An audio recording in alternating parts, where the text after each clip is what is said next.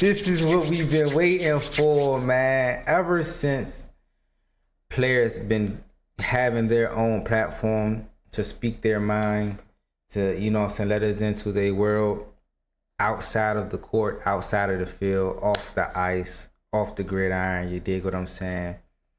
We've never really, you know, because this is like they talking to each other. We just seeing it in real time, you feel me? And like now it's getting to the point of where it's though like he's trying to get his point across and Trae Young, and now Patrick Beverley is responding.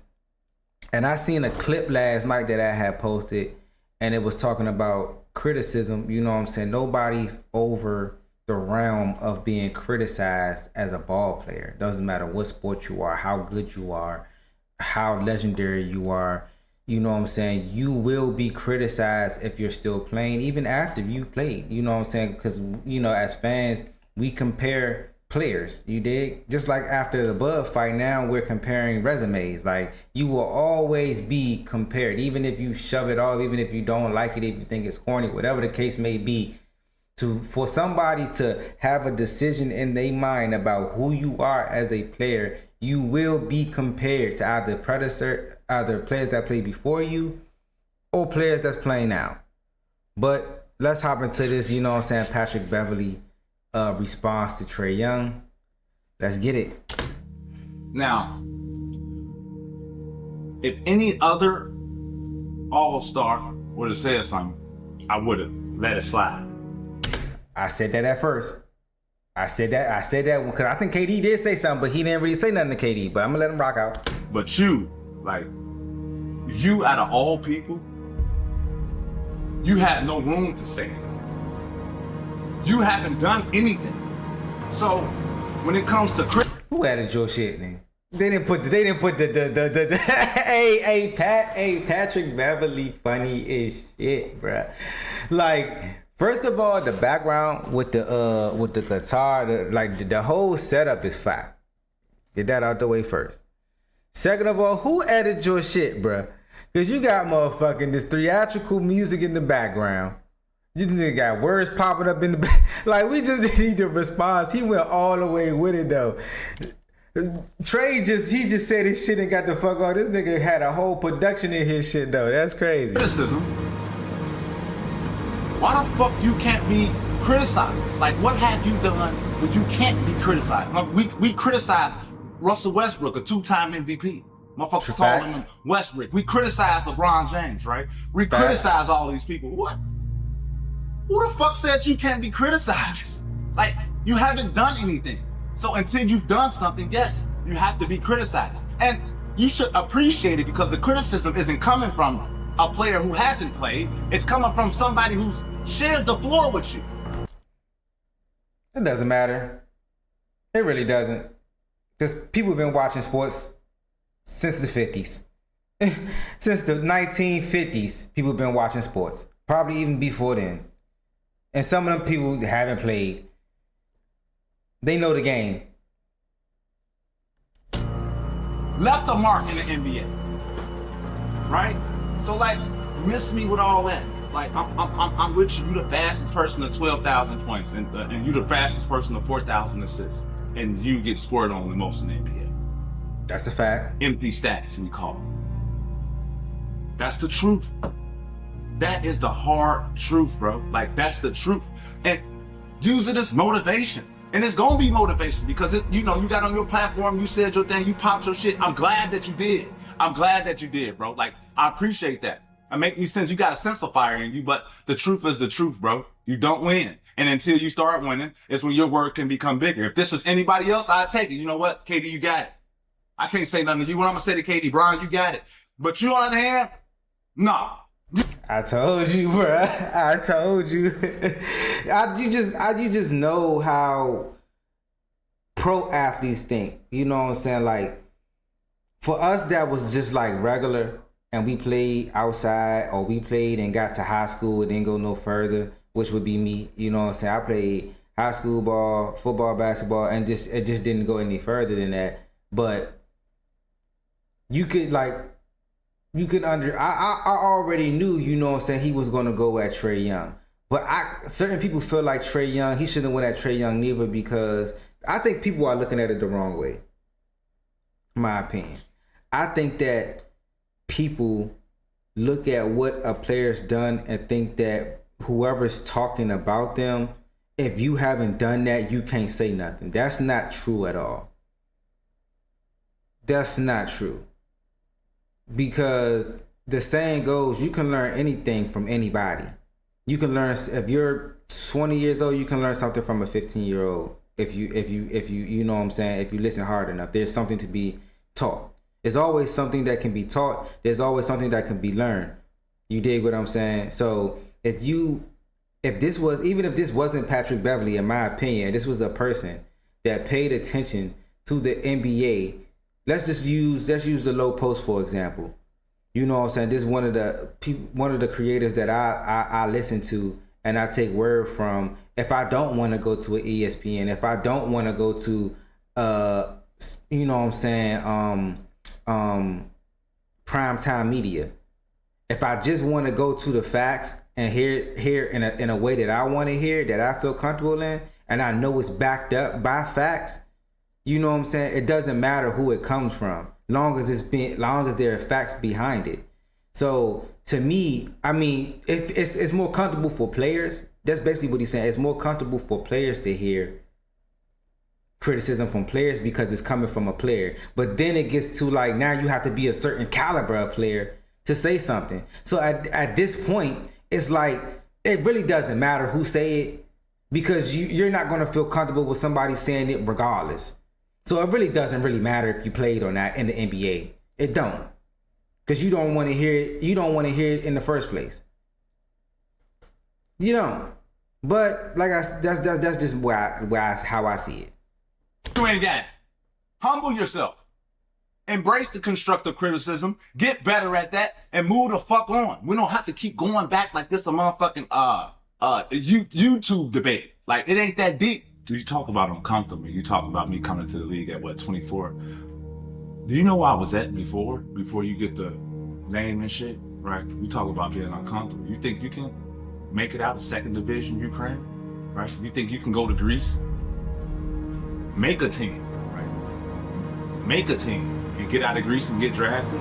You think you can go play in Russia for 3 years, make it out, still go to the NBA? You talking about uncomfortable? I'm the motherfucker that know uncomfortable more than anybody, right? But with all that, we go talk facts, right? Like, cause I like to go facts, and anything I say, right, is don't take it how I'm saying it. Just take it, is it true, yes or no? Simple as that, right? Facts. This is a fact. Okay, let's get to it. Everyone that comes sees Trae Young, they get thrown out the building by their collar. You hear me? Players come, they see you, they get traded. Coaches come, they coach you, they get traded. GMs come, they govern the team, and then they get fired. Everyone that sees Trae Young gets fired. That's the truth. Okay, so I just need somebody to do the research. I don't care that much to do the research for this. You know what I'm saying? But I would like for somebody to make a video, even if it's a short TikTok, something that's stating that will back up what he's saying. I know John Collins is gone. I think what's his name is gone too. Capella is gone. Who was there with Trae Young when they went on that Eastern Conference run? I know it was John Collins. Who else did they have on that team when they went on that Eastern Conference run? Are they still there? I don't think Murray is not there no more neither. Who else? Did they get a new head coach? I don't know. You have to do the facts. You have to bring up the facts, actually, the actual players and coaches and GMs. That is the truth, right? No one has coach killer. Like, no one has. People are scared to play in Atlanta. This is the truth. I don't know if you know or not. Feel me? I really don't know if you know or not, right? Players don't want to come play in Atlanta. Coaches don't want to come coach in Atlanta. Lloyd Pierce, great young coach. Nick McMillan, phenomenal coach. Cooked when they came and saw you. Cooked. We talking about coaches who had bright futures, right? People come see you after they leave you, they're cooked. That's the truth. When I was overseas, you can ask anybody, the man. When I was in college, the man. In high school, the man. Can you be the man and come to the NBA and be a whole nother different role? Can you be an offensive threat your whole career, come to the NBA, all of a sudden you're the best defensive player? These are your words, not mine. These are you saying words about me. I'm a great defensive player. Can you switch your roles and become a great defensive player? You mentioned all the guys I played with, right? All the guys. Which is a fact. I played with.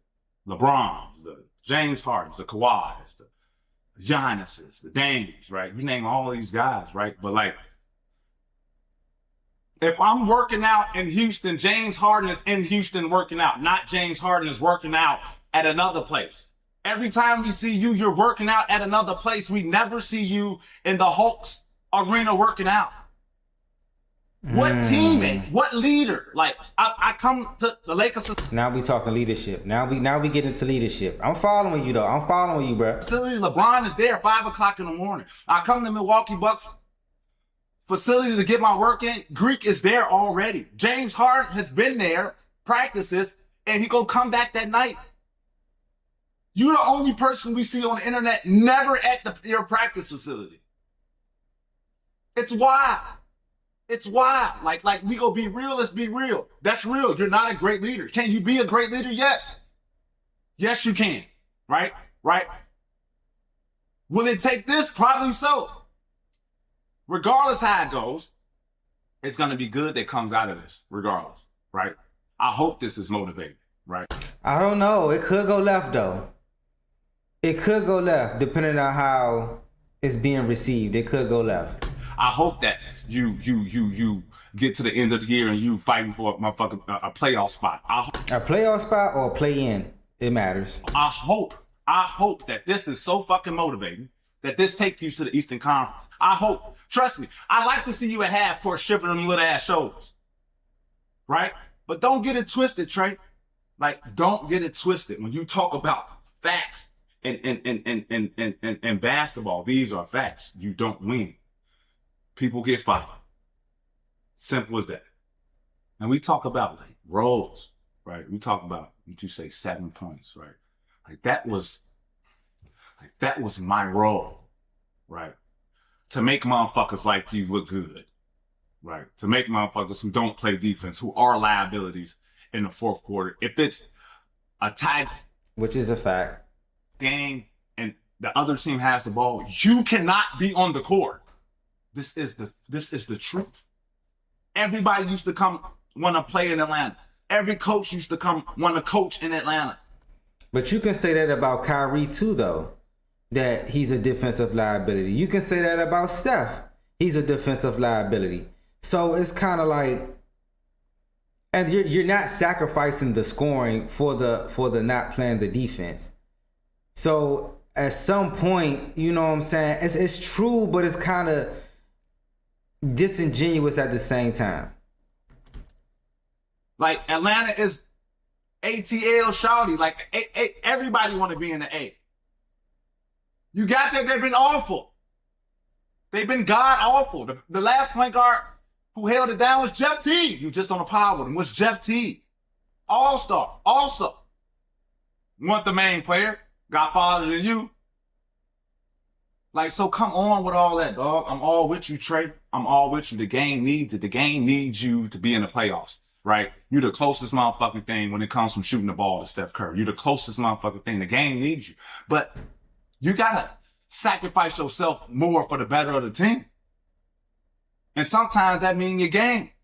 Or sometimes that means your personality.